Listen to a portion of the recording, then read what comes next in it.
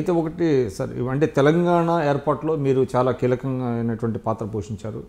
మీరు చెప్పారు మీరే చాలా సమర్థవంతంగా ఒక క్రియాశీలకమైనటువంటి పాత్ర పోషించారు. అయితే మొత్తం క్రెడిట్ అయితే టీఆర్ఎస్కి వెళ్ళింది. అయితే చరిత్రలో ఇది కొత్త ఏమి కాదేమో. బహుశా 1947లో మనకి దేశానికి స్వాతంత్రం వచ్చినప్పుడు చాలామంది అంటారు ఎంతోమంది అన్సంగ్ హీరోస్ ఉన్నారు, ఎంతోమంది త్యాగాలు ఉన్నాయి, కానీ మొత్తం క్రెడిట్ అంతా కాంగ్రెస్ పార్టీకి వెళ్ళిందని. అట్లాగా వీళ్ళందరి త్యాగాలు టీఆర్ఎస్కి వెళ్ళిందంటారా? నేను టీఆర్ఎస్ ఒక బ్రాండ్. టీఆర్ఎస్ అంటే కేసీఆర్ కాదు. కేసీఆర్ను లైక్ చేయని వ్యక్తులు కూడా టీఆర్ఎస్లో ఉన్నారు. అప్పుడు వాళ్ళ లక్ష్యం తెలంగాణ రావడం.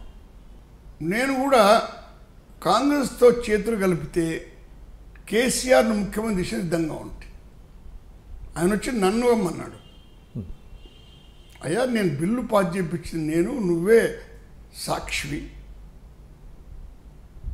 కానీ అది ప్రధానం కాదు, నీకు బ్రాండ్ నీది వచ్చింది, నువ్వుగా చాలా సంతోషపడ్డాడు.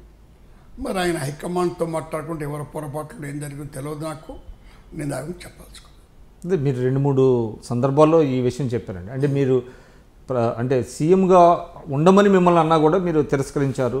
తిరస్కరించడం అని కాదు, నేను అతనికి ఆఫరేషన్ మీరే తీసుకోమని.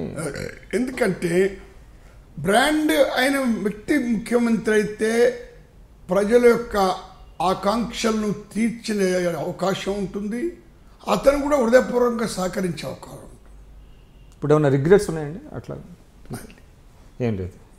ఎందుకంటే ఇప్పుడు మేమే ప్రధాన ప్రత్యర్థమైనాం కాబట్టి తెలంగాణలో మూడో పార్టీ లేదండి. సరే, అంటే బీజేపీని మీరు కౌంట్లో తీసుకోరా? తీసుకో.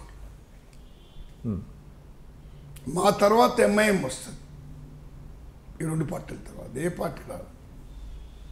కానీ బీజేపీ మీద వాళ్ళు ఇక్కడ రాష్ట్రంలో అధికారంలోకి రావడానికి ఒక ప్రత్యేక దృష్టి పెట్టామని చెప్తున్నారు వాళ్ళు, బీజేపీ వాళ్ళు. ఇప్పుడు ఆశించడంలో తప్పేం లేదు. నేను జనతా పార్టీలో ఉన్నప్పుడు ఒక్కడనే ఉండేవాడిని. 83 ఎన్టీఆర్ గెలిచినప్పుడు నేను ఒక్కడనే గెలిచాను. ఎన్టీఆర్ ప్రభుత్వాన్ని పునరుద్ధరించే ప్రక్రియలో నాది ఒక పాత్ర. ఇప్పుడు మీరే ప్రజాస్వామ్య పరిరక్షణ ఉద్యమానికి మీరు వెంకయ్యనాయుడు గారు ఇటువంటి మీరందరూ మిగతా కమ్యూనిస్ట్ పార్టీ నాయకులు అంటే ఒక్కనిగా ఉండి చేయగలిగాను.